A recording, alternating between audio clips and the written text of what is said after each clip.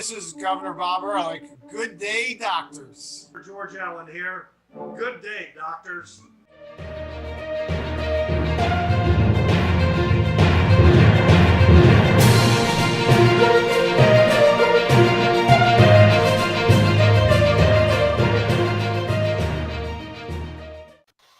Good Friday evening, everyone. Dr. Thornton is going to join us in a few minutes. He's running behind, but we're joined by Dr. Dave Shepard, another NET Free Congress alumnus.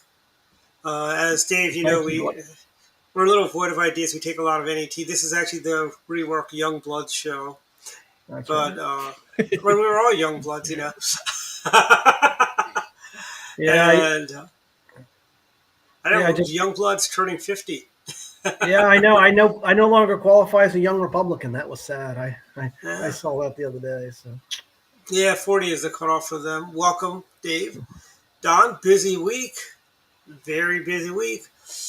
Joey B's coming after your Medicare seniors. Hold on tight. He's coming for your Medicare. And yeah, I mean this whole thing that he's doing there. I mean, he's going to save Medicare, for the next 25 years or whatnot, but it's going to come at a price for the rich, because it's the Democrats. Who do they love to go after? It's the rich, because the rich don't pay enough taxes. They don't pay the majority. And yet, how many studies have we all seen about how much in taxes the wealthy actually pay in this country, right? So it's, the Democrats have lied about this for decades.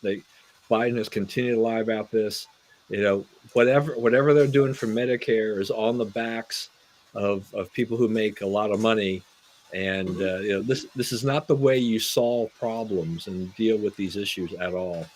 The million-dollar question, one thing that, all these people that want to say, oh, tax the rich, okay? I've just got one question. I know it doesn't sound right. It's not really something you should say, but, what was the last time a poor person gave you a job? Yeah, that's true. Just saying.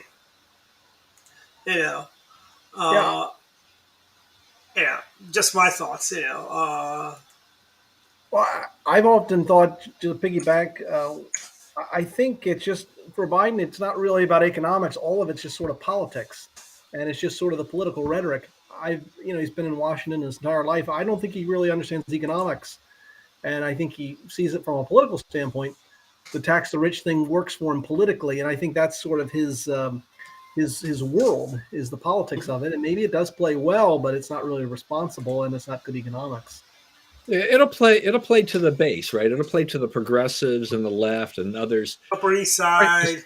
Yeah, and especially for Democrats who are desperate for something that they can get voters to cling on to, because what does Biden have going into 2024 to really stand on, except tax and spend politics and everything like this? And that's not going to do this country any good. Mm-hmm. And I think, and this is just one of the many missteps, and he wants to tax people making $400,000. $400,000 living where we all live is not a whole lot of money at all. Yeah, especially if those are people also that include their businesses and their small businesses. A small business could be, you could be making that type of money and employing a lot of people. Not too many people, but a small business could still maybe fit into that. Right. Matter of fact, too. I mean, to that point, I mean, that's the other thing about Biden with this whole thing too, right?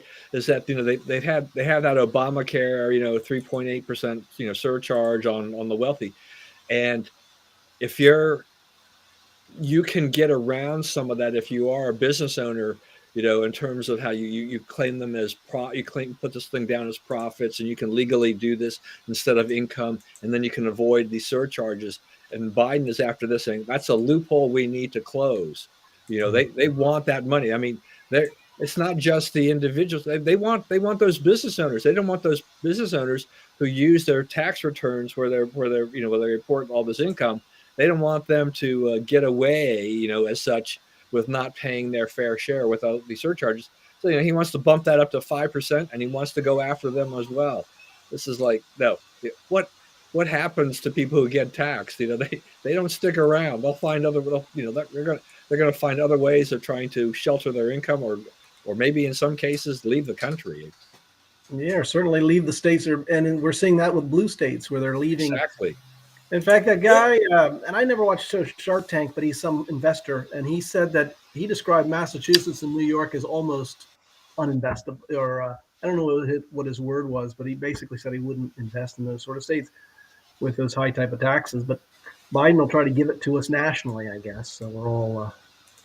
Yeah, I mean, it's like you got states like ours in Maryland here, that are now pining away that they're about to lose the FBI, the new FBI headquarters, in Greenbelt, to Springfield, Virginia, and I tell you listen to our Democrats. It sounds like they're whining. You think Joey B would throw them a bone,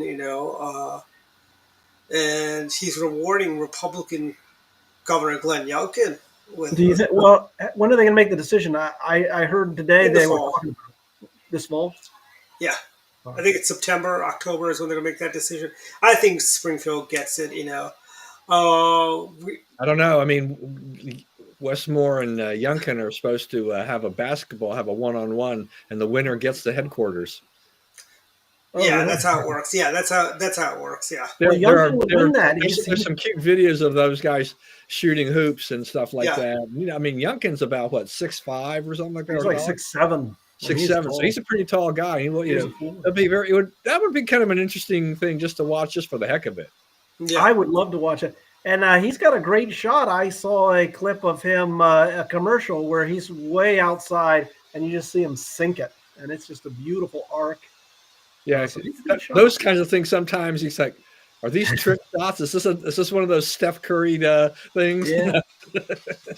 I remember when that commercial came out, everyone was dissecting it online to make sure that was a real shot, and they said that was a real shot. Now, it may have taken him a couple times to do it. Oh yeah, I'm sure. Yeah, it's rarely going to hit on the first one, but I mean, the percentages. A guy like that could probably, he can make it. And that's all they need to do. Just keep filming, and when they hit the shot, that's the one you use. Yep. Yep. I don't think I could ever make that shot in 100 videos. Yeah. It's like, it was funny because I was listening to a story from an ESPN podcast about a half-court shot in North Carolina at a game. This goes back to like 15 years ago, and this guy apparently became a viral sensation. He had the opportunity to take this shot, and they say it's like the worst half-court shot in history. I have to go and look this thing up. And then there's a great story behind this guy and all his physical challenges and how he overcame them and all these other things. So there's a great human interest story in there. But yeah, I guess he was kind of disappointed that he had gone viral for having this extremely embarrassing half-court shot. So you got to watch out. People get excited about some of those contests, but you don't. It's kind of like throwing out the first pitch in 50 Cent and what was that? Roseanne Barr? Somebody else had a terrible throw. It's like, oh, that was what's his name? I want to say Fauci. that name. Remember Fauci? Dr. Fauci, and I think I want to say before that. I want to say those first pitches, they can be poison for you. I want to say Obama did a lousy first pitch as well. And you're not even throwing normally from the pitcher's mound. You're usually getting like 30 feet closer, and then you still can't do it right. And Fauci didn't even hit I think it bounced a couple times before it got to the plate. So it was a wild pitch. But it won't matter because the way things are going, robots and things will replace everybody, right? Yeah. I'm still a little irritated by the rule changes in baseball, frankly. Yeah, me too. It all started with the designated hitter rule, and it was that slippery slope, and look where we are now. And I remember as a kid, the All-Star game was special because the American League and National League never played each other throughout the season. So I was always interested in watching as a kid to see these guys, the pitchers and hitters, they didn't know each other. Mm-hmm. And little by little, and they make you accept little things. It's like the proverbial the frog in the water. You turn up the heat on them and you just accept a little more. But No, I I came to like the. I think it's good to have the pitchers have to hit. Uh, Yes. Yeah, yeah. As bad as most pitchers are at hitting, we have a few good hitting pitchers. Madison Baumgartner, the guy could hit home runs, and stuff like that.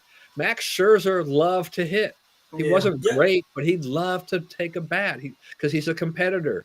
So you Yeah. take a little bit of the element out of that. Yeah, I mean, having been a baseball fan for over 50 years, it's like, okay, I understand the changes.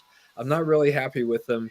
I heard something the other day about, okay, for safety's sake, making the bases a little bit bigger, at least first base, maybe not a bad idea. So you don't get spiked by the runner or something like that. But do you really, why not keep the other bases the same size? I mean, it's like, yeah. I mean, if you recall the pitcher Dan Cox, not the Maryland Republican nominee for governor. He used to hit. Actually, he actually hit like he actually had a. He actually for a pitcher, I think one season he actually had 3 home runs in one season. And that's great for a pitcher. yeah. The other thing I don't like is, and I don't know if this is, and I forgive me if I'm wrong. Maybe this didn't get into the rules, but something about putting a base runner on second base. The Yeah, extra that's inning. yeah. They do that. They do that when they go to extra innings. Yeah, I just don't like that. I think if you haven't earned the base, you don't get a. I Yeah, I don't know. know. It's like Yeah, well, If you didn't earn a base, you shouldn't get a base. So I think part of this here is that they put that rule in to try because they didn't want these games to go on for 15, 18, 20 innings. And But see, that's the that's I kind of like understand the that. It was also to try.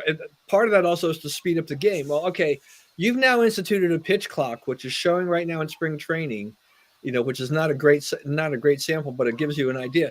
They're already speeding up the game. So why don't you go ahead and just reverse that rule about the runner at that point in time? The pitch yeah. clock is already speeding up the game, which was really your intention anyway. Yeah. And do that. I mean, look, the game has changed from the time I was a young child because I remember listening and watching baseball games when pitchers would have complete games, right? This Yeah. you had pitchers who would pitch 10 or 15 or 20 complete games in a season Mhm. sometimes. They were Yeah. going 9 innings, 8, 9 innings a game. This game has been broken down into specialization where 6 innings and giving up 3 runs is a quality start, okay? But six innings and 3 runs, if they're 3 earned runs, that's a 4.50 ERA. That's not quality pitching in my No, opinion, it's not. right? Yeah. No, So it is not there's so quality many different pitching. things that have changed. Like, but I'm going to get my first taste of this pitch clock. I'm out, I'm off to Arizona next weekend, and mainly to go taking a couple games to see my son. But We're going to go see a few games out there, and so I want to see what that's like. I don't mind spending a little bit less time in the park. I mean, there was a lot of time in between pitching changes and things like that. They've been trying to speed up and all these other things, but how much more do we need to tinker with the game? Every single thing along the way, They're trying every to take the sport strategy is out of the game. Is different. what they're trying to do. They're trying to Yeah. take the strategy out. I don't like that. I don't even like the pitch clock, frankly. No, I'm sorry, no. The pitcher will pitch at his own pace. You know. Yeah, I agree. Uh, It's almost like they're trying to. They're so worried about so what do we like do? So competing with other. what they're trying to do is like they're trying to do what they do in football, where delay of game. It's like it's not. It's not the same thing. And You know, it, but people who really enjoy baseball, they enjoy baseball. They want to see a game. They paid for a game. I If the know game if I go there, the game. If the game is I two have and a to half sit there for hours, 20 fine. If the innings. game is 3.5 hours, fine. I mean, Yeah. I'm going to a baseball game. I guess I kind of figure I'm going to spend at least 3 hours in the ballpark. Maybe a little bit more, maybe a little bit less. But it had the games have definitely gotten a lot longer over time because players take more time getting to the plate. They've got the walk up music. There's a lot of different things that have added to the game, and maybe some of that this is just the way to kind of push these The walk players up music is a not little a bit. bad thing. I kind of like that. That's not a And bad I change. don't mind, the idea of if we're getting to a point where we get some more stolen bases and bring some of that Hmm. back to the game. Whatever. We don't see Vince Coleman, Ricky Henderson, type of numbers anymore. You're lucky if the top base stealer in the league will steal 40 bases. And that was nothing in the heyday of stolen bases. If a Vince Coleman or Ricky Henderson can steal 100 bases and 40 now leads the league, you got to be kidding me. Yep. And it's just really see Dave, this is what I tell you, how we get sidetracked a little bit. Oh yeah, sorry. We never know where we're going sometimes, but it's fun. It's fun. It's like really free flowing. We're not really tied by the agenda of the show. Baseball should be that way too. They should not be tied to the clock, frankly. Absolutely. And baseball's the great American sport and pastime, and therefore when they do dumb things, it bothers me. Yeah. So when Joe Biden does dumb things, it bothers me. So. But that's every day. You must be very bothered. My other pet peeve, then, I guess, with baseball in general is just that how the Hall of Fame voting has been with they've a lot of this has been diluted, where now some of the good players, but not really what I would consider Hall of Fame players, are now getting in through these other committees. And Pete Rose is still not in the Hall of Fame. Yeah. Well, yeah, Pete Rose was a great baseball player. He made a huge mistake, and he apologized for it, and he had a gambling problem. I don't this that gets into the thing too about we have Buster Olney from ESPN. He'll be looking at he's still kind of like what about Roger Clemens and and Bonds and things like that. Will they ever be forgiven? It's going to take a while before I think the baseball writers are going to say that you get a turnover enough where people won't really remember the steroid era, and they may let some of these guys in. But here's the thing. Okay, where do we draw the line? If Pete Rose were an alcoholic, let's say, okay, and he made a recovery from his alcoholism, right? He'd be in the Hall of Fame today. Why is gambling addiction any different than being an alcoholic or having any other dependency? I mean, for crying out loud, the way the left has glorified drugs and all that, they talk about, and I'll go off a little bit of a tangent, but they always talk about this opioid addiction, the fentanyl problem. So when Nancy Reagan had the Just Say No campaign, and we had kids do the little thing in school where they pledge not to use drugs and stuff like that. Now we've just kind of surrendered drugs. Use drugs, marijuana's okay, but this is bad, and blah blah blah. Have a gummy. Exactly. And all of a sudden, and all of a sudden they're wondering, how do we get this fentanyl crisis? Maybe if we didn't have the market, frankly, the fentanyl. I mean, what is this? You're telling your kids don't take pills that you buy not from strangers? I mean, really, is that what we're telling kids? Because that might have fentanyl in it, but it's okay if you go and buy it from what's the guy's name? Huggy Bear on the street corner. It's okay because Huggy Bear is he's not going to put fentanyl in there, but you never know at a party what's in there. You trying to tie? What was it? What show was Huggy Bear on? Starsky and Hutch. Starsky and Hutch. Okay, because I was thinking about. Beretta, because Blake died this past week. Yeah, I know so much for that pilot series that they had. OJ and Beretta were going to solve crimes, together. I actually was telling somebody that, and they actually thought that would be a kind of good buddy cop show where OJ and Beretta both get out of jail to solve the crimes of who murdered their wives. And they have to battle corrupt law enforcement and cops, Well, with Pete Rose, maybe what hurt him is I often thought he wasn't making a good case for himself. Maybe if he had fully apologized and said, like Dwight said, I had this problem, I've overcome the problem, but he didn't. And I think mostly what he did is challenged the commissioner's report. And maybe he was right in some cases, but I don't think your face. Yeah, no, I mean, I think Rose suffered from, there's a lack of contrition on his part, and he's just kind of pugnacious and everything else. He was doing autographs at some trade show thing I was at quite a number of years ago. And I don't know. I mean, it's just, you know, he just seemed kind of this gruff, like I'm here because I'm getting paid to be here, but I don't really care. And here's the thing. Yeah, If we're that's just true. saying that just being bad is a problem, Mike Schmidt's in the Hall of Fame, okay? And there's a story about Mike Schmidt. He had a Hummer, and the school bus his kid was on was stuck in the snow, right, with about 7 other kids. He goes out in the snow in his Hummer, picks his kid up, and leaves all the other kids sitting on that bus, stranded. Opposed to giving his thing, hey, why don't you kids get in my Hummer? I'll take you home. Mm. I mean, if Mike Schmidt can get in there, why not? Oh, but Pete that's Rose?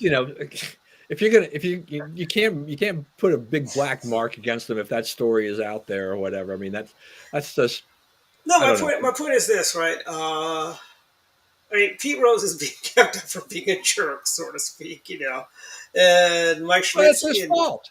I mean, despite if being a jerk. he's, to me, I mean, he's not stupid. I mean, he was a smart baseball player. He was a great baseball player. He was competitive as all get out. I mean, you're mentioning earlier the All-Star game. I mean, I think it was 1970. He took out Ray Fosse of the Indians. He broke his shoulder, I think. Ray Fosse was never the same after that. But I mean, that was an all-star game. And I mean, he comes barreling in to try to score a run. I mean, that's what, I mean, you don't see the all-star game is still a pretty good game, especially when you compare it to, say, the NBA or the NFL, Pro Bowl or something like that. Does anybody watch the Pro Bowl, by the way? Does anybody watch that? At least the players are out there playing a little bit and, giving a little bit of effort. And it doesn't look like something that's just completely made up. I mean, players do want to get to the All-Star game, but Rose was the ultimate competitor in baseball. But his attitude, if he was really smart with the PR and all these things like that, if he really wanted to make his way into the Hall of Fame, he could have done it.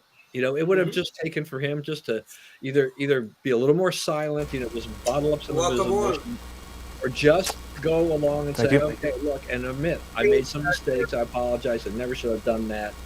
And I think if the writers would have probably considered him, they probably would have voted for him if he hadn't been banned. Yeah. I mean, What was the Norm Macdonald joke on Pete Rose? This was before he got banned. Norm Macdonald said that Rose bet people, no, I'm not going to get in the Hall of Fame. I'll bet you on that. But here's the Pete Rose, right? He didn't use steroids.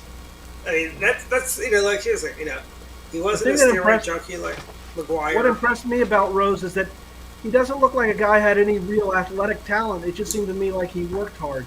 If you look at the guy, you'd never guess. Yeah, I he mean, looked like an athlete to me. Yeah, you're not going to compare him and say he's like Mike Trout and a 5-tool player or something like that. He's a guy who had a lot of grit, and he just did that. I mean, he took what he had and he took advantage of it. He was smart, on the field, and in baseball it was a different era then. I mean, it would be hard for a guy, with those lack of skills to make it very far in today's world. I mean, you look at the speed and the athleticism of today's athletes, baseball and any other sport. Players from 30 years ago, there's be pretty tough for them to compete based on what talents they had back then. But that's the way everything is, right? I mean, progress, whatever, we evolve. And but I tell you this, we'll never have a Cal Ripken we'll never have a Cal Ripken type of player that plays every single game. I don't think anyone's going to come close to touching Cal Ripken's record, frankly. We're not going to have baseball. Once again, baseball's sports are no longer into those modes. I mean, what Ripken does will stand the test of time, because between injuries and now baseball's version of load management, in the sense is that they want to give some of their players a rest. It's a 162 game season is a long season. That is a grind. And if you're a top tier athlete and your team is good and they're going to make it to the playoffs, you've got an even longer season ahead of you. So, if you can play all 162 games, my power to you. But the question then is that if you make it to the playoffs, how much juice do you have left to get it and take your team to the World Series and win the championship? that's a lot of extra games in there. But Cal also had And Orioles magic. We've seen the following year, in a lot of cases, it takes those world champions and others a little more recovery time because it has really affected them by going so late into the year by playing those extra games. Mm-hmm. And like I said, Cal had that Orioles magic. That's what kept him going. You know, unlike I'm not sure how much Orioles magic there is. I think they're going to take they're going to take a little step back because management didn't do diddly squat over there during the off season to. Well, they said rebuilding's ended. I mean, you heard the manager say, "Hey, we finished rebuilding." You know, they've got some good players, but you know when other teams around you improve, yeah. I mean, the one potential advantage for the Orioles, you know, is that you know this balanced schedule means that they don't have to play the other teams in their division as many games as they had in the past. So if you don't have to face the Yankees or the Rays, you know, or the Blue Jays as often as in the past. But they did have the Yankees number last year.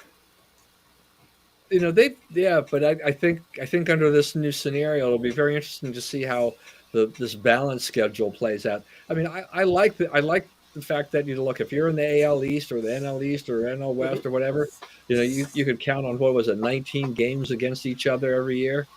You knew you had to beat those teams to make it to the top of your division. If you could slog it out in your own division, that's great. Of course, there are some divisions that were just terrible, but that happens in every sport. Yep, and I think one of these things is is that see, baseball used to be on excellence. It's now, it's kind of like everything else. It's kind of like how education is slipped into mediocrity opposed to excellence. You know, everyone's accepting mediocre stuff. I mean, I think people are. That's what we're getting with a lot of these baseball teams. We're getting mediocrity. You know, that's why we got to have these rules and these silliness things to keep, you know, the game moving faster. You know, wait till they stop keeping score in baseball and saying if you're beating the other team 5-0 in the first inning and you've got no outs, you got to automatically switch places. You know, just to give the other team a chance. I mean, I think baseball, you know, like any sport that takes time, you know, for everything to develop. We are now in a society that's, you know, it's 24/7. Kids grow up, you know, with screen time and all this stuff. Mm-hmm. Attention spans are nil, and you know that's hard to keep a kid interested in telling them this is a great sport. I want to take my kids or my grandkids or whatever. But you know, if they're used to playing, you know, video games and all other things with lots of action, they're probably like, Dad, Grandpa, Grandma's like, why am I sitting here watching this? And they haven't even done the national anthem yet. I love baseball. I think it's a great sport, but boy, it's kind of between a rock and a hard place with all these other things that go on. I mean, you know, a 10-year-old kid would probably rather be at home playing Call of Duty or something like that than watching two teams play baseball. And here's the thing, you know, it's we are an ADD nation, you know, and pretty, you know, I mean, baseball is like they're not as woke as the NBA or NFL is, frankly, you know. They're not, you know, they're not quite where the NHL is, but you know, you don't see baseball players taking a knee during the national anthem. You don't see. We also don't see the black national anthem being played before the national anthem. Oh yeah, I forgot about that. Yeah, the Super Bowl. But they do have the pride flag sometimes in the outfield. Yeah, well, that's that other thing in sports about all that pride stuff that's just developed. I mean, that's just been. Isn't pride one of the 7 deadly sins? Come on, why are we promoting one of the 7 deadly sins? If we keep talking sports, Jeff is going to feel isolated. But I think Jeff would easily play a video game and go to a baseball game. I don't know. So I do like baseball. I do like you know the Tigers, you know, in Detroit. Their Michigan roots run hard. It's good, but you know the thing too is that when you go to a baseball game, you're not there for the game. You're there for like all the stuff around the game. You know, the concessions, the fans, the crowds, right? Yeah, so it's like it's a different event, and the thing too is like if you're televising it, So football is like, you talk about, ADD. Football is like the quintessence of it, because every play stops. You got commercials, you got replays, you got commentators, you've got fancy graphics. Everything about football is become like all digital, and so everyone is just used to having things just all the time action, even if there's no plays going on. With golf, it's a very slow-paced game, but you've got, you switch from golfer to golfer to golfer, so you've got, even with that, you've got things going on all the time. With baseball, you have one team. It's an intrinsically slow game anyway. You don't really have replays, so what are you going to do? It's just, it's more of a kind of relaxing kind of game in terms of, you're there. It's a slower-paced kind of experience, but it doesn't really translate well to broadcast, because you can't have a commercial between every single, pitch. And if you're there, it's like you enjoy it, but it's a different experience. So unless you're kind of prepared for that, it's, even like with hockey, I love hockey too, but hockey is like, between the plays, you've got like all kinds of stuff going on in the stands. You got people dancing, singing, you got, the announcer doing crazy stuff. I mean, it's a very high energy experience, but baseball is just, it's not, it's a totally different experience. Yeah. I mean, By the way, there's something about baseball. I mean, we've got great ballparks of baseball. I mean, you can go and when Camden Yards was built, it was great, right? I mean, Camden Yards was like Tiger Park, Tiger Stadium. That was the place. I mean, there are some iconic parks. I mean, Yankee Stadium. I mean, it's a new stadium. It's not the old Yankee Stadium. But I mean, my son and I went up there years ago. It wasn't because we cared which teams were playing. That was irrelevant to us. It was Yankee Stadium. We also went to Fenway Park. It didn't matter. I mean, I'm not a Sox fan or whatever. I don't care who they were playing. You didn't go to Shea Stadium? Fenway Park. The old Shea. I want to. We still have Wrigley Field on our bucket list. Things that we want to go to. Well, I feel bad on the old Busch Stadium, but things like that happen. But there's certain parks that have just got some feel for it. I'm old enough. The Comiskey Park and all those things. I don't go back to the Polo Grounds, but hey, Dwight would appreciate this. I still remember Old Memorial Stadium in Baltimore. Yeah, I love Memorial Stadium. The great thing was that I guys thought it was great. You would be walking through neighborhoods to get to the park. Yeah, there was something really neat about that. Yeah, and you didn't have to dodge bullets back then either, right, Don? Baltimore's probably worse today, crime-wise, but I remember Old Memorial. But I see why they built a new stadium. It was kind of a pain to get to that old stadium because the new one. I mean, location. It's a great location. Unfortunately, the criminal elements. I got the light rail that's right outside the stadium. Yeah. I mean, I think they did a lot of things right there. Yeah. But the mall that's right next to there, near the Inner Harbor, that's dead. I mean, it's gone. There's nothing there. Even the Sbarro's closed, and that just wait a minute. Speaks. Okay, so of course, it's a pizza joint. That is the barometer of success or failure. And it's also a subpar pizza place. It's not even a good pizza place. You knew this had to come in here somewhere, Dwight. It did, yeah. By the way, I didn't know we'd talk about baseball, but I've got here on my desk what I'm reading: George Will's Men at Work. Oh wow, a very good book. Will is a great baseball fan. Yes, he is. Yeah. I've seen him at games. I would see him at games. He goes to Memorial, the Camden Yards. I'd see him there. And everyone in the area, like the DC media market, were all Orioles fans, and they all just jumped ships when the Montreal Expos. Yes, the Expos. The hapless Expos. I was never an Orioles fan. Okay. Seriously, you were never an Orioles fan? How about you, Jeff? No. You grew up. I mean, you were an Orioles fan growing up, right? When I was in high school, baseball wasn't really my thing. I only really got into it, later in life, and that's just because I just never really had been introduced to it. My family never took me to games, so I didn't grow up with like a love of baseball. I think you've had to have either kids that are in sports or have your family take you to games to really enjoy it, because for me it's like watching on TV, it's just like this doesn't do anything for me. It's like I never really got into it, but having gone to games, you develop an appreciation. Just like football, I'm not really a huge fan of football, but for me college sports is much better than pro sports, because when you're in college, I mean, it's experience. If you've been to University of Michigan, the big house, you got 130,000 fans there, all being, rowdy at the same point. And it's an amazing, like, powerful experience just to to You've get never been in the to a Trips stands. basketball game, have you? But then on the flip side, you got the Detroit Lions, which they actually tore down the one stadium because it would never sell out. It was like an 80,000 capacity, stadium, and that only ever had like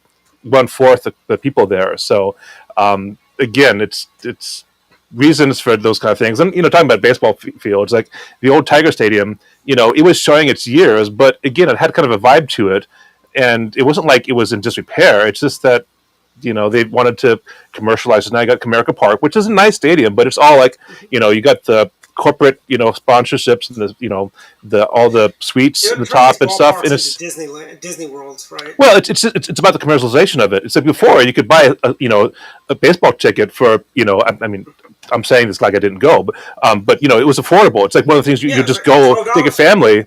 Yeah, you'd go to get some, ballpark pranks, and you'd be like an experience, like you're going out to like the matinee. It's like it would be an affordable experience. Now it's like nobody goes to the baseball game because it's affordable. It's because they have, anymore either because of the prices as well. Yeah. I mean, I was talking to. One thing I don't understand, expensive as heck. Yeah, one thing I don't understand is when you go to a baseball game, they learn that whole lesson about how to market this rather than just having. You used to be able to say. Baseball used to sell the tickets for the different seats at one price for all 81 home games, right? Mm-hmm. Now it's variable depending upon the team they play. So you've got like premium games and other games is like, okay, this is but it wouldn't be like American Airlines. You're paying your players as much as you're paying them. Between you're going to need that ticket revenue, and then you want to have they can do this mainly too because of the media rights. Because those television and those broadcasting rights have just skyrocketed. I mean, it's like this, right? Oh, you actually want to be able to see the game, see the players on the field.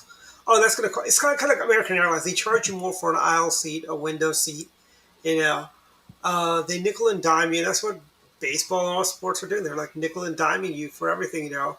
I mean, I remember we had tickets behind home plate at Camden Yards for the longest time. We finally just got rid of them I want to say, right before the pandemic, just because nobody went there anymore. It was just a waste of having the tickets. We just end up giving away we give those games away. But I think David, you had something to say too. I know we kind of cut you off.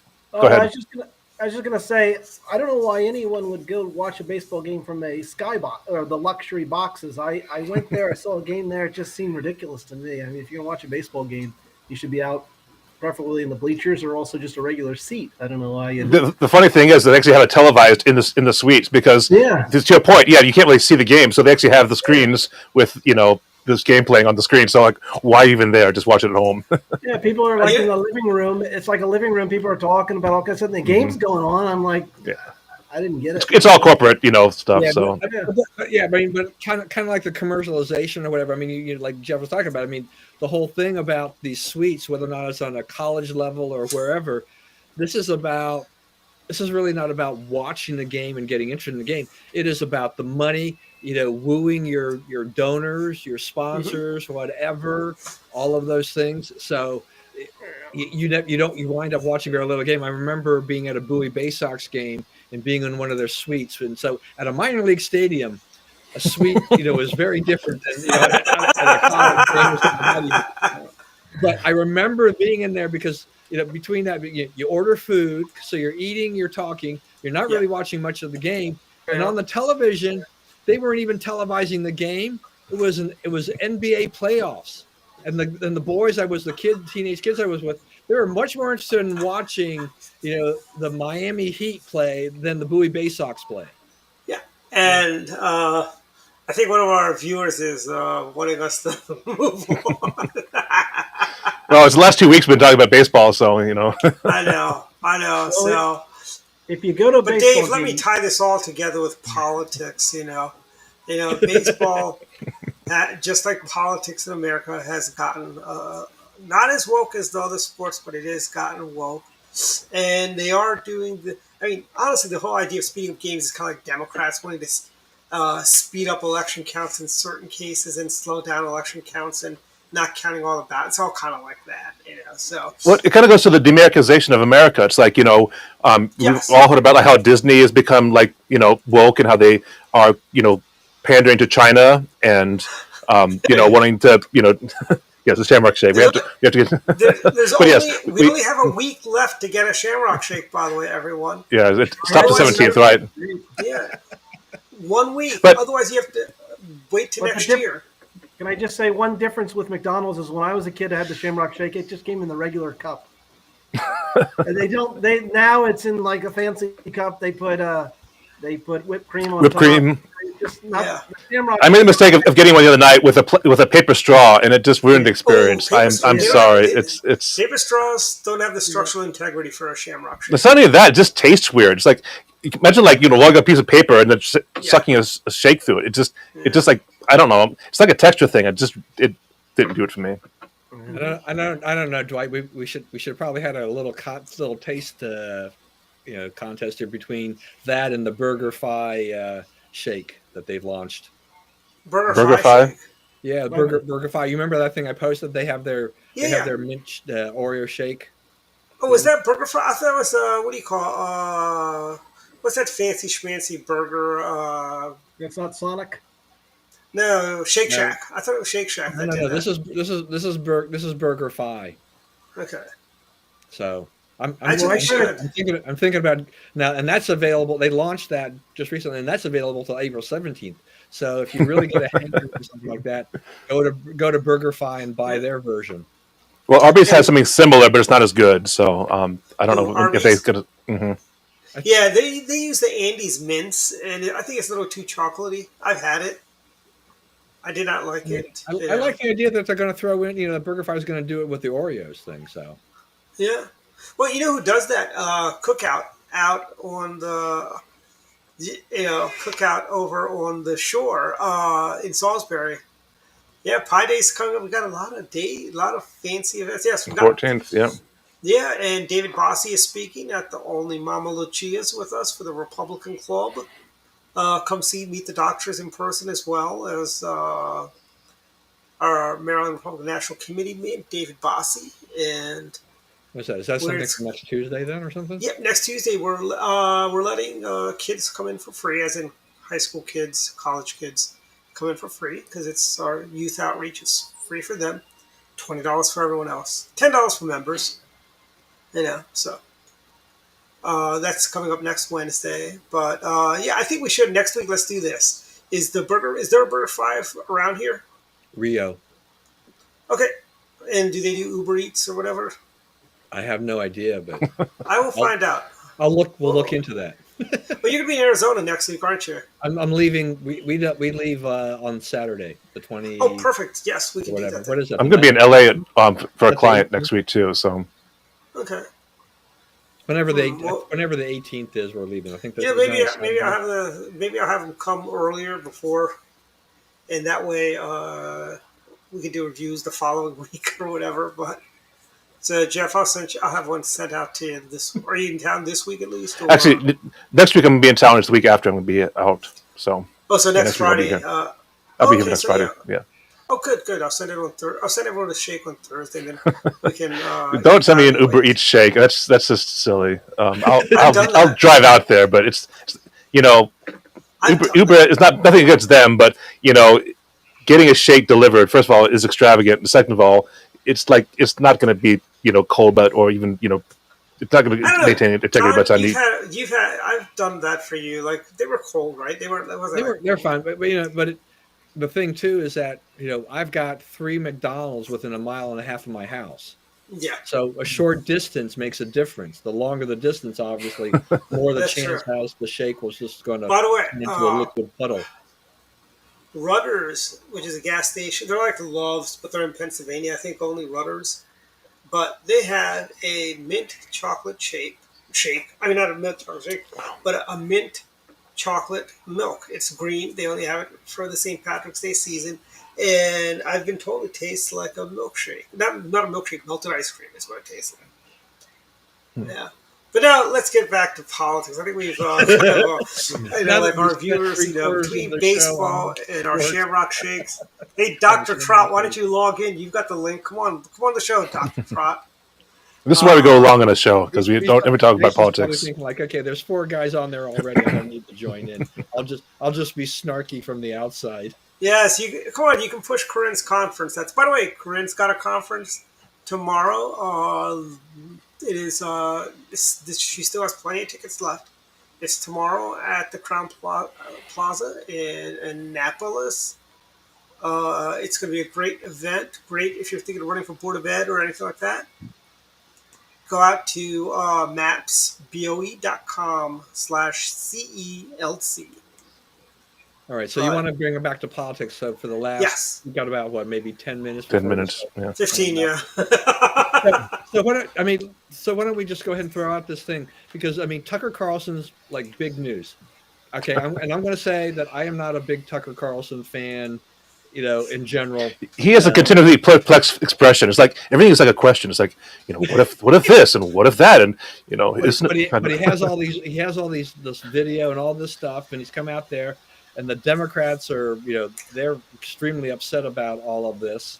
I mean, have we learned anything from this? I mean, a lot of conservatives think that there's a lot of damning evidence in here where you look at what the J6 committee did, the Democrat-run J6 committee did, and it looks, on the surface, you could say it looks like the Democrats really were very selective. This was definitely a thing to get Trump.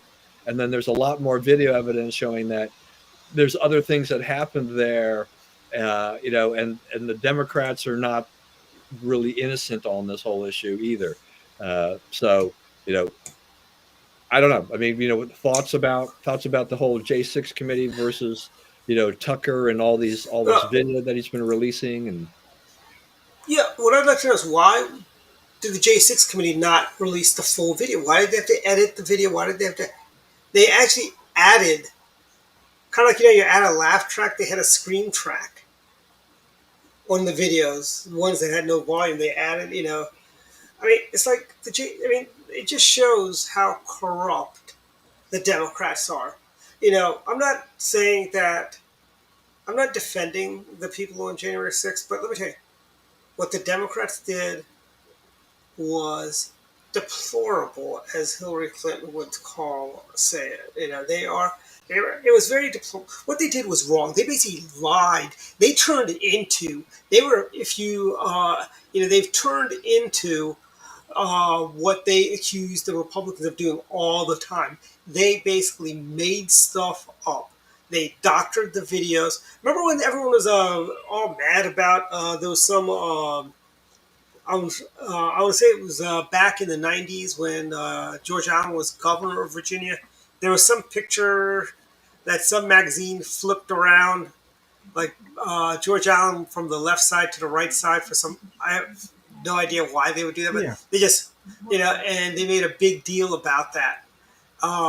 Being on the left, being on the right, and these guys, they doctored. I mean, these people ruined people's lives.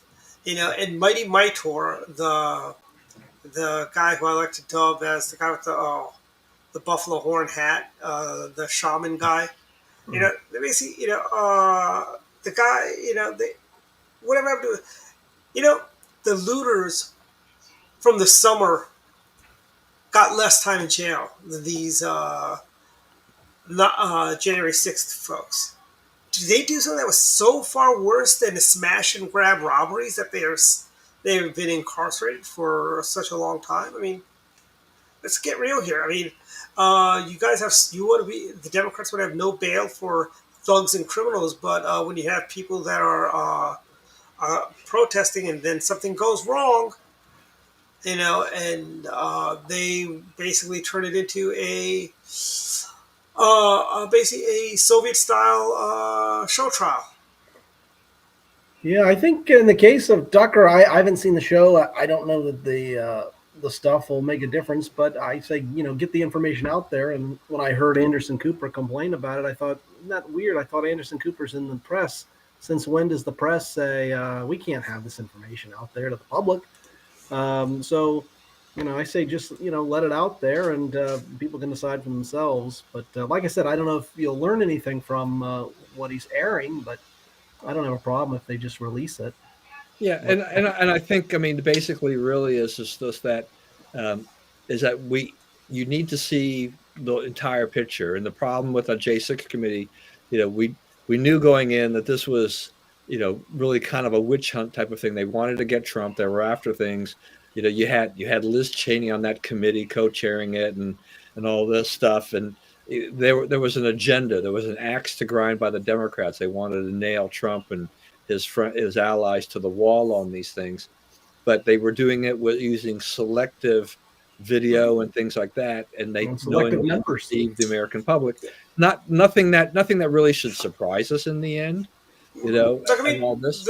Remember they said that Congressman did a recon mission and took some of those people around the day before, and it turns out he was showing them one of the House office buildings.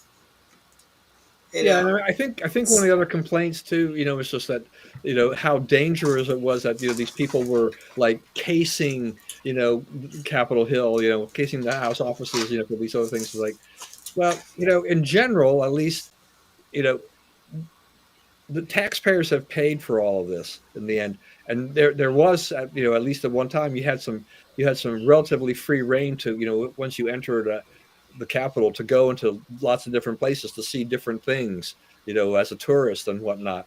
So how much more was being, revealed through any of these other things than, a tourist would have seen otherwise. So, Democrats make a lot of specious arguments. It's kind of like this dust up with this Twitter files and this congressional hearing the other day that, Democrats went after, the Matt Taibbi and James Schellenberger, who'd been reporting a lot on the Twitter files, and they were complaining about it, and they were trying to trying to say, well, you want to know, why don't you tell us who your anonymous sources are and stuff like that? Yeah. Firm. But if you think about it, it's like, well, who is Elon Musk the anonymous source? I mean, Elon Musk was the guy who basically opened this up and said, he contacted these journalists, and did this. Unless there was an intermediary who was the unnamed anonymous source that did this. But I'm not a huge fan of anonymous sources, but there's a role for them to play. Can you imagine, Don, if in 1975, 74, President Nixon House Republicans brought up Bob Woodward and Carl Bernstein and demanded to know who Deep Throat was? The ACLU would be up in arms. Every leftist organization, rightly so, would have been up in arms about this. But ACLU has been silent on this whole issue. I love the commercials they run on places like Rewind TV and Comet about how the ACLU, remember ACLU, you also defended the right of Nazis to march. You've also defended the KKK, so get off your high horse, I mean, in this hearing, I mean, the Democrats are basically, I mean, this whole idea about this anonymous sources, because that's about all they had that they were trying to go there, but it's just a red herring for them, because the real thing for them was just that they didn't like what was revealed through the Twitter files, right?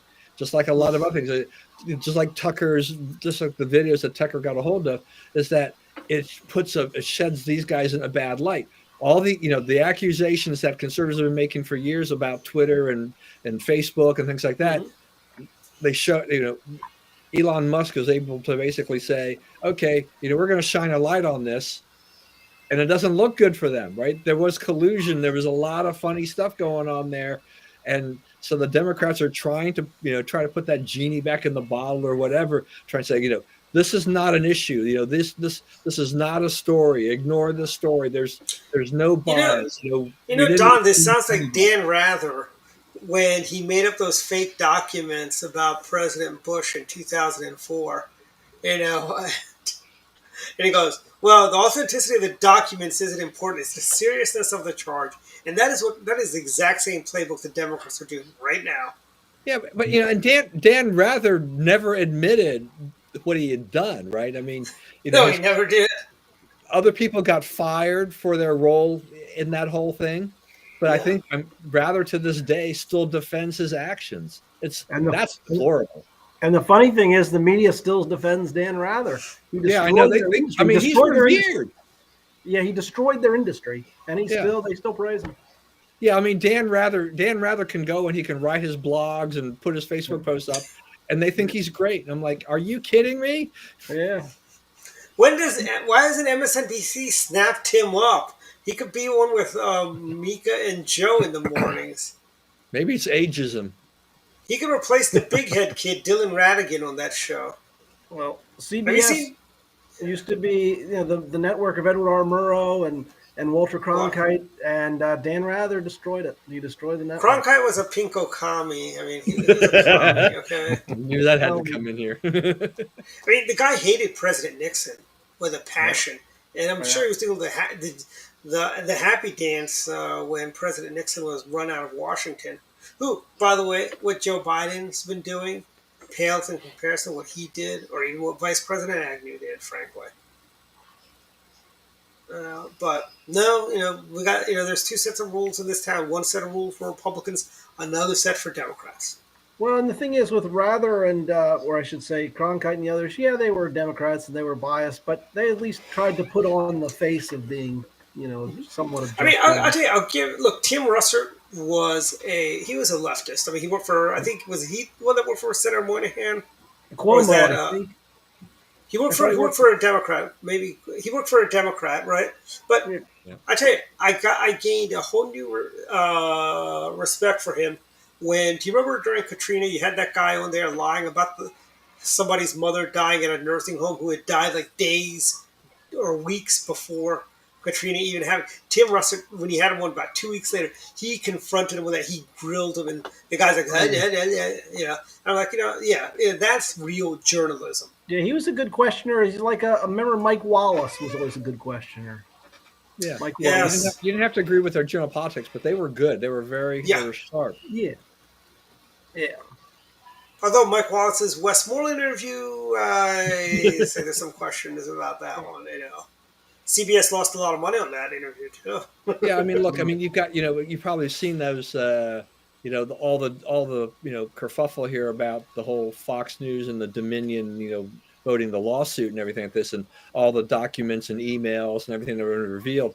So, now the Democrats are like, oh, well, Fox News, are they really a news organization and they shouldn't be allowed to do this, that, and the other and stuff like that. And I'm like, look, I'm not also going to wave any flags for Fox News, but they're still better than the liberal news networks. Yeah. And whatever happened, regardless of what they reported during the 2020 election and things like that, I think it still pales in comparison to what the liberal networks have been doing for decades.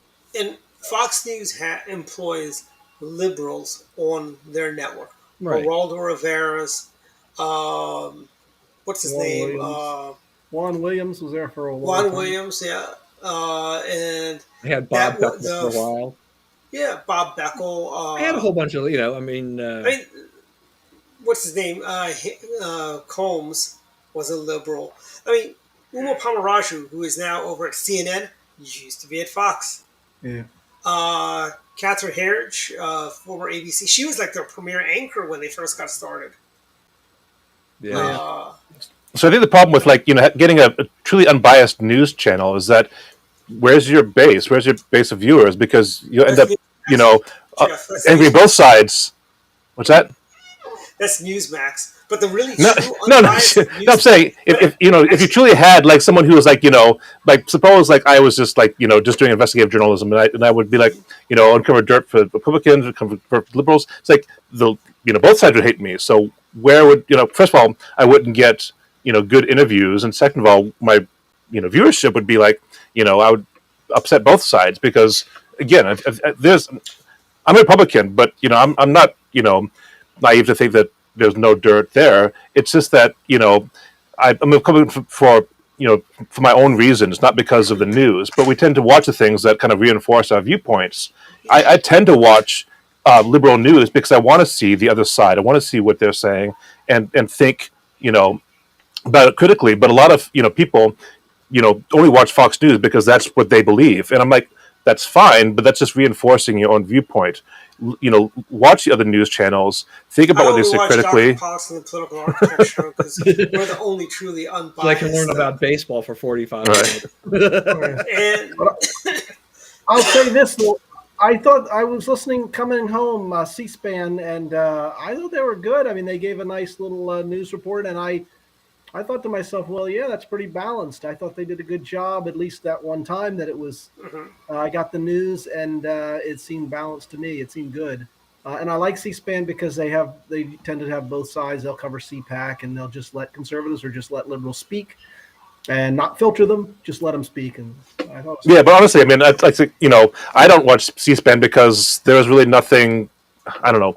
Yeah, I have to be, something that has to be pretty critical for me to really watch it. But there's nothing that's like, I would say, newsworthy. It's just, I'm not like enthralled by C-SPAN coverage, but because in my opinion, it's like it's hard for them to get the sensational headlines that tend to draw people in there. So it's like, obviously, Fox News will cover sensationalism, same with CNN, but C-SPAN seems to be more of, like you said, more, centralist. But the problem is that, most times when I've turned into it, it really wasn't that interesting for me. But that's just my personal view. You guys view. remember? I mean, here's the thing: in the old days, how everything is now breaking news, right? I mean, we all remember when we were kids, special reports that interrupt primetime television or afternoon cartoons, because something happened that was actually really newsworthy. Now it's like everything, it's like Barron Trump gets an A on a math exam, breaking news. I mean, like, that's how trivial. Or, Chelsea Clinton is going to the prom. They overdo it to make it meaningless. But I remember as a kid where you had Sam Donaldson and maybe it was Frank Sargent. When Reagan, during the assassination attempt, at first they thought he was fine. He didn't get hit. They got him in the car. You can see Sam Donaldson and Sargent reading the paper, reading the report, and they said, "Oh, he did get hit. He did get hit," and they read it. So it was more dramatic, I think, back then, and like you said, it was real breaking news.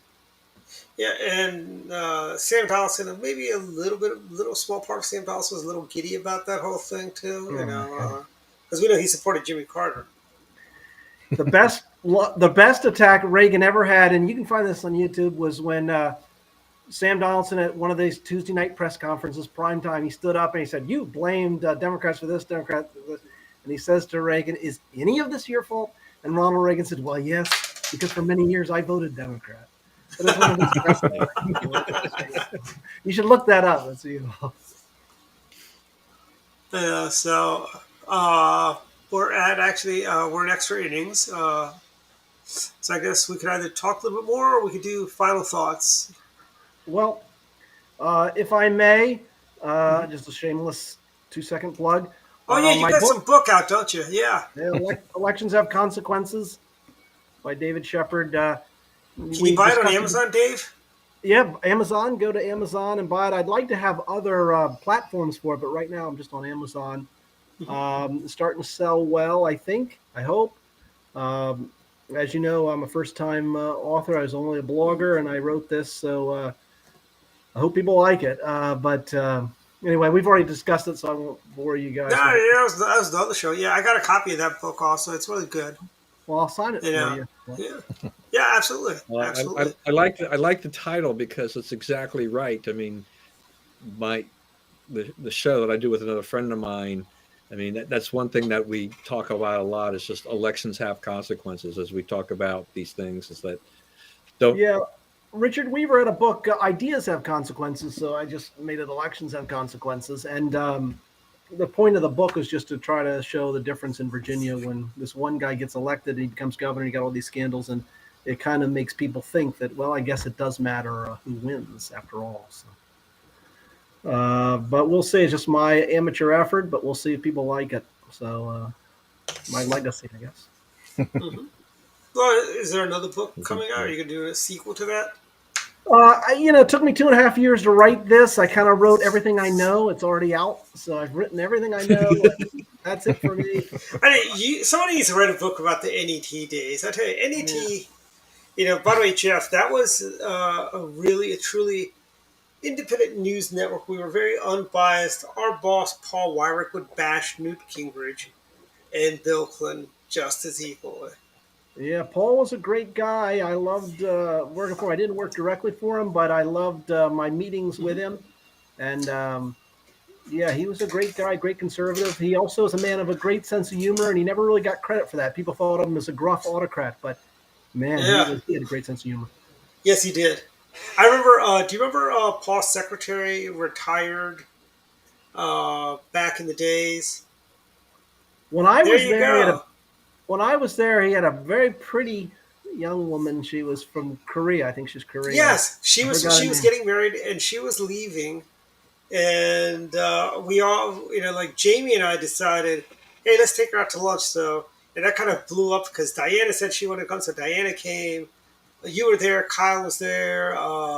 Jamie, and I was only at. This is only like I think this may have been my first 2 weeks at NET or something like that. No, it was after Chris Toppin quit, so it was at least a month, I think. Mm. But Paul was sitting right across from me, and I'm like, "Wow, this is so big." Small talk, So I was like, so what do you think about Maryland Republicans?" He goes, "You haven't had any really good Republic." I go, "What about Spiro Agnew?" And he goes, "He was a crook." Mm. And then I asked him, "What about Mac Mathias or Jay? Which one was better?" He goes, "Jay Glenn Bell was marginally better than Mac Mathias." But yeah, Mac Mathias. and we all hate Paul and I both hated Montgomery Cable, but for two different reasons. But yeah. It was But yeah, there was good times. I remember those offices we had, and they built out the whole block for us at one point. It was just a series of row houses, yep. and they just kept expanding, as I Hmm. remember. And now those row houses are all gone, and there's this multi-use condo with a condos building there now. And That that was parking lot is now the Securities and Exchange Commission, I think, is over there at the parking lot by Union Station now. well, when we were there, we were a few blocks from Union Station. If you kept going, it got a little dangerous. I remember. Yes, I know. I Yeah, remember that would get sketchy over there if you go down the over street by a the little bit Children's more. Museum. By the Children's Museum, I remember when I came in for my first day. I was told doesn't matter if you don't have if you only have if you don't make sure you've got at least a quarter of a tank of gas because you don't want to stop off after dark at that gas station at that Yeah. corner. I went to lunch once, and there's a shooting. As I'm going to lunch, I saw the police. The body was still there, but some guy got shot and killed as I was walking by. So, Yeah, uh, I mean that area has also gotten a lot better. I mean, when we were there, it was like a dump. yeah, And what was weird is you go a few blocks, it's the nicest can be. Like you go up the hill to yeah, Massachusetts Avenue, and it's not that bad. yeah. Get up towards Heritage Foundation. Yeah, that was when Okay. Heritage only had that one building there on the corner. Now they have the whole block. Oh, yeah. Yeah. Yeah, I mean, just to think back at the old NET. I mean, it was really kind of a precursor to Fox News. I mean, Yeah. it's what Paul was trying to do there was build a conservative network. Using the satellite, which was turned out to got more expensive as time went along. But Yeah. the idea was right. But you just needed a ton of money to make it work. And so yeah, now you get a Rupert Murdoch coming in there and voila, And Well, look at the NET alumni. Where are they? Major Garrett, NET guy. Even though he doesn't say it on his bio, Major Garrett was top talent at NET. Tom Fitton. yeah, Tom Uh, Fitton. So I met Tom Tom Fitton. Fitton was a pundit thereafter. And then, what's his name? There's other people that were at NET that have kind of really blew up after that. Izzy Balderas is now he's an anchor. Actually, it's funny, he's an anchor on the Florida station. Well, and you know who Uh, else I had as a guest on my show, and he was always in a pinch, and I'd always call him if I really needed him. Mark Levin. Mark Mark Levin, I Levin used know. to do my show all the time. And when I would call him, he was nothing like the persona. He was hello? Yes, maybe yes, I think I can probably He do wasn't. that. He was Hello. nothing like what's a big So your next book is I Knew Mark Levin When. But he wasn't cranky. and he was a nice guy, and I'm sure he still is, but he He didn't come is. He's a across nice that way. And even on the show, he was very sort of subdued, almost to the point where we wanted to try to see if we could get him to pep it up a bit. So it Did wasn't you do like direct line? Were you direct line or were you in that that would that would Dingman have been the show? morning program. That would have been Our Good Morning America. yeah, Our answer to morning. Good Morning America. Well, Was one it reason. Mitchell? Was Well, it one Mitchell's in reason. the morning? Or the It successor? was after Mitchell's. It was been Morning View. Oh, with after- Marianne Fogelson, yeah. Yeah. And Marianne's still around. I still stay in contact with her a little bit on Facebook. Tom Jipping is now at Heritage. He's been on our other show several times. We just had Ethan Gutman on a couple weeks ago. And we're trying to get Scott Wheeler on. Oh, yeah. But Scott's got a crazy schedule. Well, one brief little Wyrick story, and made me really respect him even more. When Ronald Reagan, after he became president, he met with a bunch of members of the New Right conservatives, which would be Viguerie, and I don't know if Morton was there, but Paul Wyrick. Yeah, Morton definitely, and Paul. And Probably Well, Fulham. in the Yeah. meeting, well, Reagan's talking to these conservatives. It'd be early 80s. And most of them were very nice and respectful. And, oh, yes, that's fine. That's fine. Well, Paul Wyrick was there. And so Paul was pushing Reagan on a bunch of different things. And, Reagan, being Reagan, answered him as best he could and was polite. But as they were leaving, someone heard Reagan turn to an aide and said, "Who invited Wyrick? Who invited Wyrick?" So that was, Paul was a man of principle. He's a man that would tell you what he thought. I mean, Paul was not a guy that beat around the bush. I mean, that's Who would not? I remember in the 90s, Newt Gingrich was Speaker of the House, and he had no problems taking on the Speaker, frankly. Yeah, that's right. But Gingrich had been to our network. He'd been a guest. I know. There's a picture of him and Paul. There was a black and white picture of him and Paul arguing. Oh, really? Well, I always liked but- Paul. I thought the world of him. So a great guy. Yeah, Paul was a great guy. Paul was very loyal, and that Yeah, he is was. so lacking in politics today. The whole loyalty and integrity is Yeah. kind of gone, and it's on both Yeah. sides. I hate to say it, but we're in extra innings now, so let's do final thoughts. Let's start with you, Dave. Final thoughts. Oh, with me, Yeah, I thought Youngkin did well last night on CNN, and I think you got to consider him for president. I think he's got to think of it in 2024. Spoken like a proud Virginian. there you go. Final thoughts, Jeff. Oh, by the way, Yeah, how's go Mamma go Mia? next. How'd Mamma Oh, it was Mia great. Yeah. So that was at the Reservoir High School up by Fulton.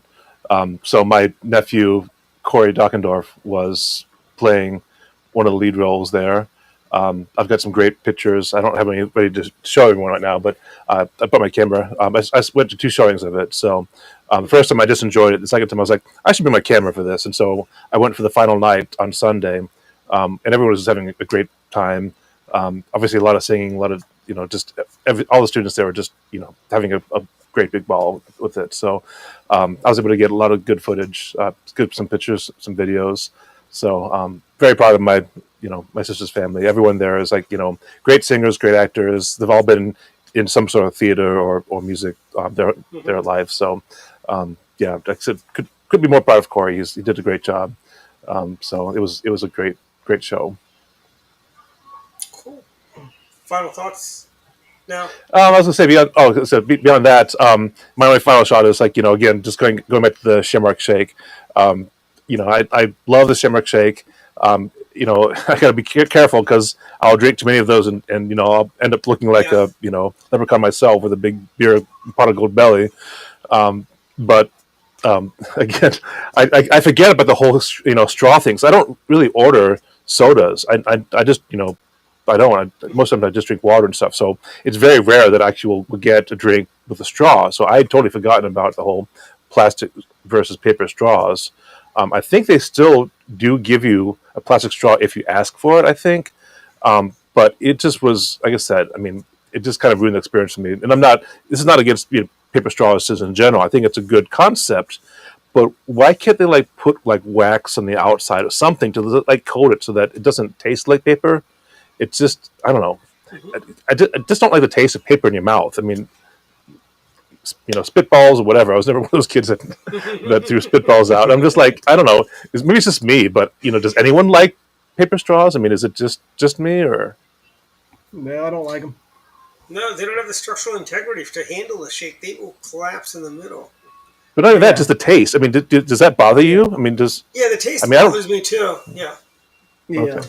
Actually, really, what they need to do is they actually have, and it's a bigger straw. And I want to say Silver Diner, when you get a milkshake there, they give you the bigger straw, and it's a plastic straw. And it doesn't and it's easier to, like, if you have an Oreo shake. But that's another place you get a Shamrock Shake all year round. They got a mint Oreo mint milkshake there. And Well, let me say this. I mean, I was gonna say. I mean, so everyone is against the whole like styrofoam cups, the polystyrene, cups, because recycling reasons, those kind of things. I get that, whatever. So instead of that, you actually have the wax paper cups. That's the thing. I mean, it's like those don't taste bad. They're wax coated. Why can't you do that with the straws? Is that big a manufacturing challenge? I mean, I don't mind the taste of a paper cup with wax coated because you're not tasting the paper, but it's just like, again, I understand save the turtles and recycling and that kind of stuff, but wax shouldn't really affect the biodegradability of those things. So why can't they like coat it with something to make it, because that would both address the it degrading because it won't get wet, and also it would shield you from tasting the paper. So I don't know. I mean, I'm obviously not really not into manufacturing straws, but I'm just like, has no one thought about this? Is this just me? I don't know. I can't be the only one who has such a dislike of these things. Yeah, and by the way, those metal straws are not good for milkshakes either, by the way. I've tried that. Because the metal straws, they also have that funny metallic taste too, by the way. I don't know if you've tried a metal straw, Jeff. That doesn't bother me so much. It's just having, again, I like milkshakes with the spoons. I can eat ice cream with a spoon, but sucking something with a metal tube, I don't know. I don't know. It's like a sensory thing. I'm not like artistic or anything, but it just, for me, if you enjoying food for a reason, it's like you wouldn't eat a steak with plastic silverware, even if it did work. It's part of the whole experience. Like, why would you drink a shake with a plastic straw? And again, I understand whatever. It's like, I wouldn't mind paying for like an engraved, like, here's my plastic straw I'm going to keep with me for the rest of my life. I'll just wash it out and those kinds of things. I would do that rather than ever have to deal with a paper straw ever again in my life. It's just it's so, I don't know. It just ruined the experience for me, and I know I'm waxing on this, but it's just the point of it is that, again, there must be some portion of the populace that either just said, forget it, if this is what you're doing, I'm not going to do it, or they just got used to it because they order drinks more often. But again, I don't order like sodas ever, so for me, it's like I'm not used to the transition to the paper straws. So I don't know. Remember the big gulp straws were both a straw and a spoon. Yeah, right. That's Part at the end. Was it the big It was brilliant. It was a spork. It was a spork of straws. Right. Yeah. That's right. I like that. Any other thoughts, Jeff? That's it. Don, final thoughts. Final thoughts. I was gonna look at. I did see Jeff on Reddit from a few years ago. I have to go into that. So there's a question here. It says, is there a reason paper straws aren't dipped in more wax? So I think people have been thinking about this for a while. Yeah, this is not like you need to patent or anything. This is not that big a deal. It's just like, really, it's like why don't we make straws out of bamboo like on Gilligan's Island? Bamboo. Chopsticks are fine. I don't mind. I can eat with chopsticks. I guess a bamboo. Actually getting a bamboo. Piece of bamboo that's been hollowed out. I'd probably do that before doing a paper straw. And just drill a stalk of bamboo and I'll put that in my drink. Yeah. And those bamboo straws, right? Bamboo grows back. It's biodegradable. It doesn't add a crazy taste to it. Yeah, I'm just saying, just give me a stalk of bamboo. I'll literally just drill it out and just use a stalk of bamboo, and I'll just say that's good. The professor on Gilligan's Island, he developed the bamboo straw for the hounds. He invented the bamboo, ham radio too. Yeah, well, no, it was ham, yeah. They couldn't fix a hole in the boat. Yeah, can't fix a hole in the boat, but they can design a bamboo helicopter or something. It's like I don't know. Well, didn't they have like a car that Gilligan would drive around? Something I don't know. It was ridiculous, but whatever. The whole premise of being stranded on an island for X number of years, living off Anyway, it's a fun show, but not very realistic. There's an episode of Alf where they actually got diabetes and were vitamin deficient when Alf had a dream that he was on Gilligan's Island. But they don't have cats in Gilligan Island. What's that? They don't have cats on Gilligan's Island, so Alf would starve. I know, but basically he was trying to dig a lagoon in the backyard, and anyways, but great episode, great crossover episode. In that the Hounds actually started a country club and kept the professor out. Well, if I could just Anyway. add, I just wanted to thank Yes. David Bond, who's watching the show. He put a link to my Book. my book, so I appreciate that. There you go. There it is again. Thank you, David. Don, back to your final thoughts. Okay, yeah. So I will say this: I am with you on this whole straw thing, Jeff. The other thing is that if you've ever tried to drink water out of an unwaxed paper cup, it is one of the worst experiences ever. It's horrible. Mm. So I understand that because these drinks. I mean, they pick up the taste of the paper, and so it's like, what is this? So Remember those old Dixie cups, Don? They weren't. I don't think those weren't coated, right? Yeah, I mean now most things are like that or coated, but it's just like, why would you not coat this thing if you're going to put a liquid in it or something? It's right.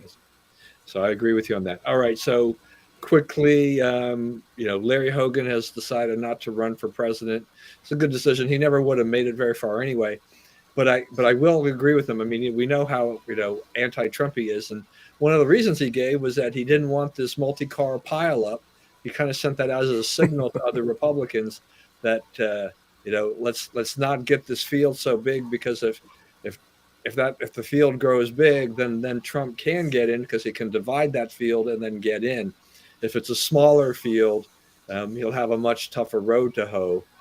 So I still think that Hogan really should just have focused his efforts on Maryland and just looking at the Senate or something like that. I think he would run a good race. He would run a competitive race, and we might actually get a Republican senator. Maybe it'll be like Mac Mathias or J. Glenn Bell, and things like that. But I'd still like to have the R on the Senate side. He'd at least vote Republican on some of the issues and blunt the Democrats there. And then I think he'd make a great senator. It's the thing. It's like, yeah, I think he does, I think, a good job of representing the state. I mean, whether love him or hate him, I thought Hogan, by and large, was someone I could get behind. I didn't agree with all of his policies, but I really thought, I mean, personal things aside, I felt like he was, he did a good job of representing a state which is a majority blue and it still had Republican interests at heart. So he wasn't like the most red of Republicans, but this is not this is a blue state. You can't win being radical, which is why I thought Dan Cox didn't really have a chance at being governor, because he was too far right. Yeah, no, that's right. And the thing is that he was a very popular governor, right? I mean, he won 2 terms. It was amazing, and he did probably about as good a job as he could, facing an overwhelmingly Democrat state legislature. So, he picked his hole, and I think he did right. I mean, none of us here, at least for our Maryland resident side, I mean, we're not raising the flag for Hogan for president or a lot of other things. There were a lot of, like you said, a lot of policies we didn't always agree with, but I think you have to give him credit for what he did as the governor here, especially considering what Maryland is facing now with a new governor. Yeah, and remember, we had 8 years of no tax, fees, toll increases. And the new governor, thankfully, I think they killed that in the Senate today. The Democrats wanted to raise the tolls they wanted to raise tolls in Maryland everywhere, and thankfully, our Republicans in the State House put the kibosh on their fantasies of raising tolls in Maryland, at least for 1 year. I'm sure they'll try again next year for that.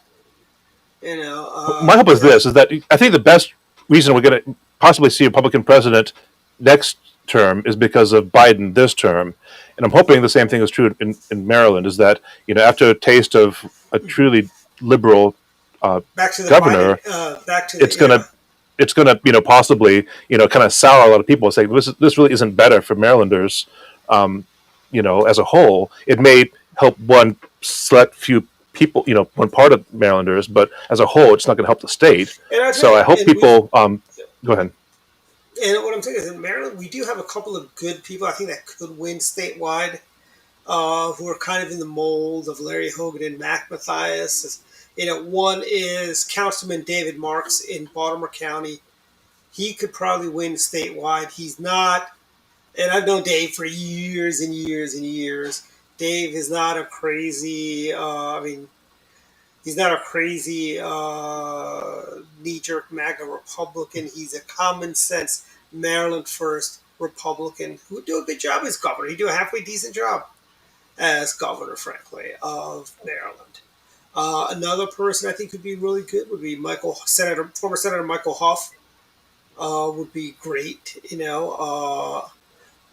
I think he'd be a great candidate. He'd be a great governor. I think another person that'd be really good would be Chris Schenck, former senator from Western Maryland. He'd be a great candidate for governor in 4 years. I think we've got some great candidates.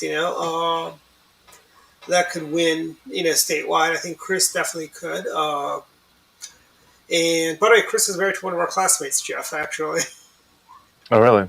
Cindy Schenck. Oh yeah, I know Cindy. She was my class. Yeah. Like that's his wife. Oh wow. Yeah. And so anyways, but we've got a deep bench. The Democrats really don't have that deep bench, because they don't. Anyways, Don, rest of your thoughts.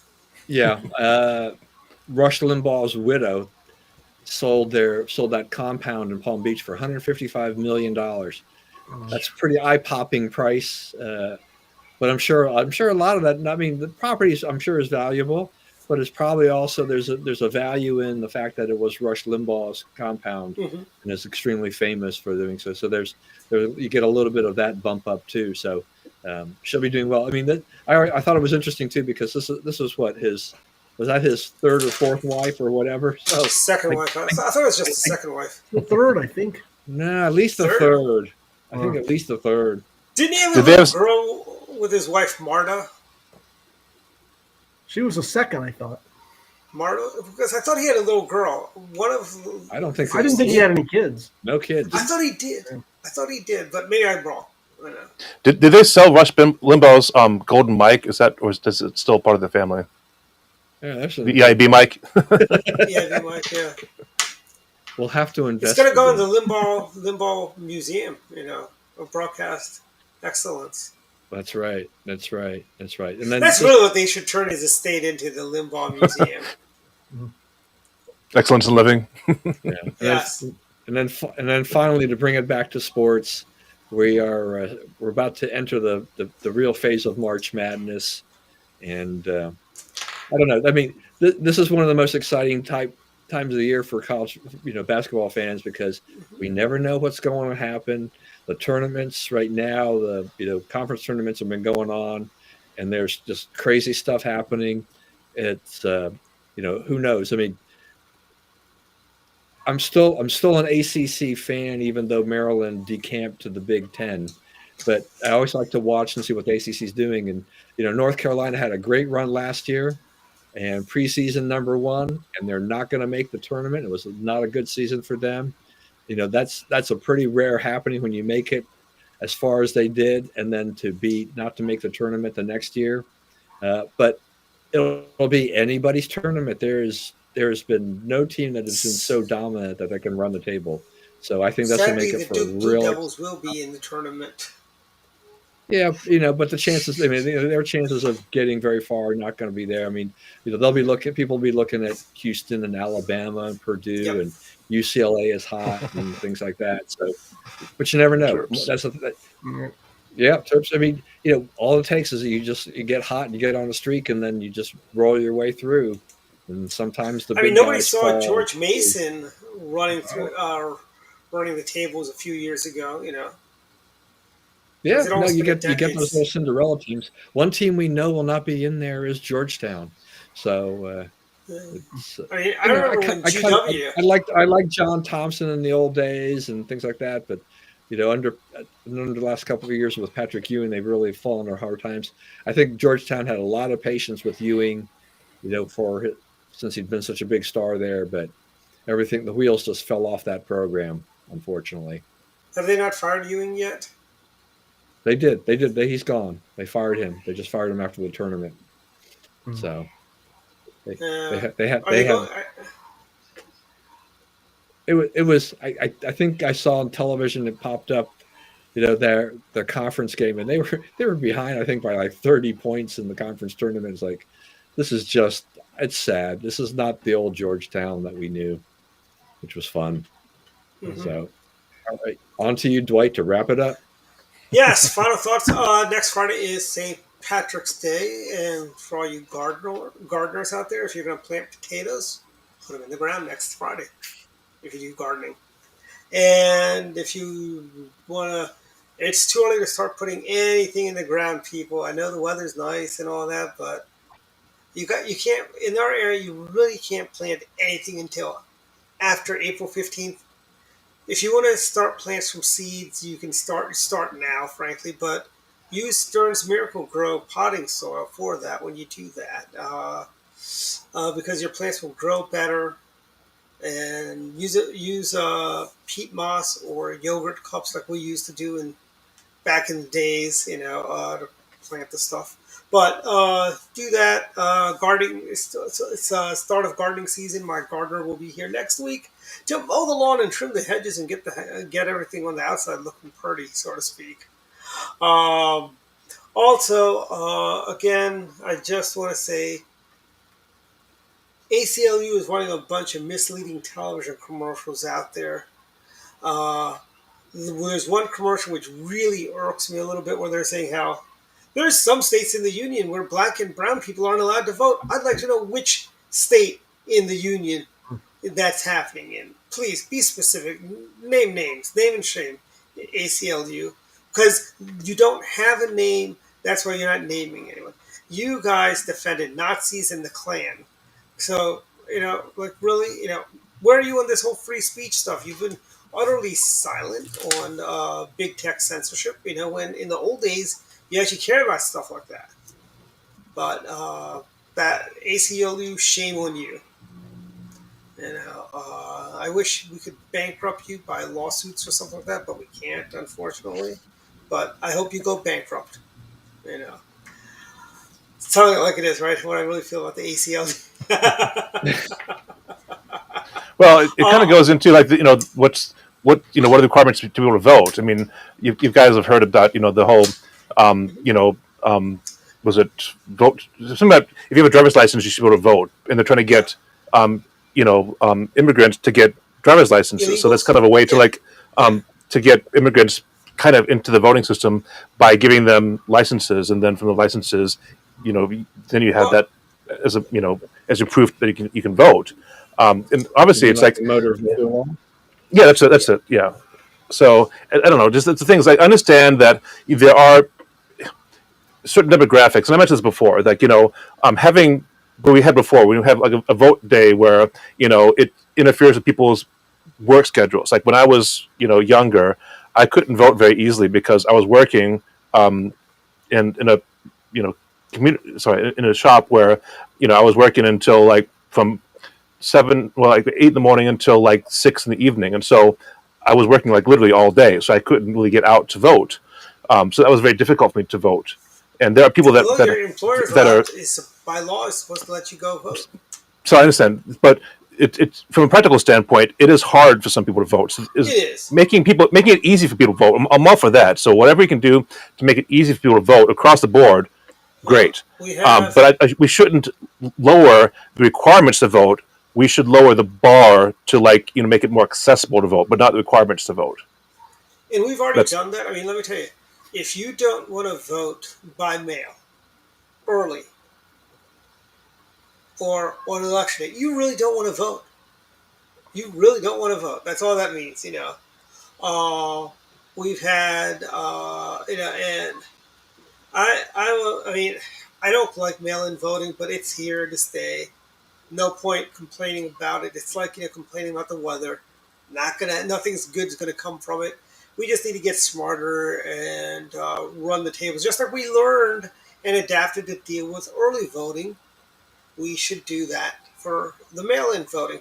Let's start finding out who wants to vote by mail, and then let's get them a ballot and let's pick it up and drop it off, because you can do that in the state of Maryland. I'm not sure about Virginia, but in the great state of Maryland, you can do that. You can do that in California, Arizona, Florida. There is no laws against, as they would call it, ballot harvesting. It's perfectly legal to do. So a simple solution for this would be the fact is, okay, so you've got a mail-in ballot. Obviously you don't want to assign your name at the bottom of the ballot, so we can't do that. But the fact that you sent in a ballot, it should have an envelope, just like you do in when you're submitting a ballot. The envelope itself should have a unique code, which isn't in Maryland they do have that. Right, but the same thing should be done.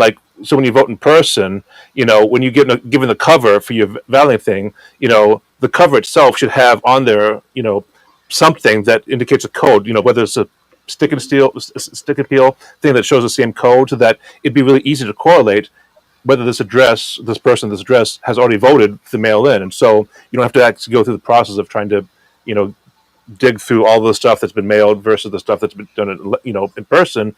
There are ways to ensure that the same person hasn't voted twice without actually looking at the actual votes themselves. So to your point, I think common sense. There are ways to engineer a solution where there would be, again, whether or not there's fraud, you can still enhance the security of the election and ensure that steps are taken to ensure that we don't have this as even an issue. So I'm not convinced on the whole how much of the fraud there was. It's because I don't have any good data. So let's make it a non-issue. If we can increase the security so that it becomes a non-issue, then everyone's pleased. I think at that point.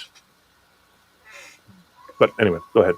Yeah, and again, the ACLU doesn't like voter ID laws, but you know how insulting that is to minorities, saying that you're not smart enough to get an ID.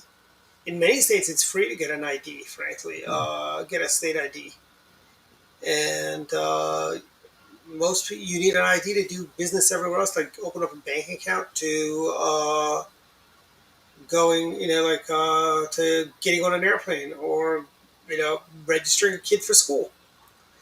And so that's we need to basically kind of play hardball with the left, which we don't like to do because we're just nicer people than Democrats, frankly. And that's about it for my final thoughts. And also, again, planting season is starting. If you want to get started with your gardens, may want to start feeding the lawn, doing the turf trust, and fertilizing the lawn so that a nice green lush lawn comes springtime, after your first cutting, so yeah. And that's all. See everyone next week. Bye-bye. All right, thank you. Have a good night. Great seeing you guys.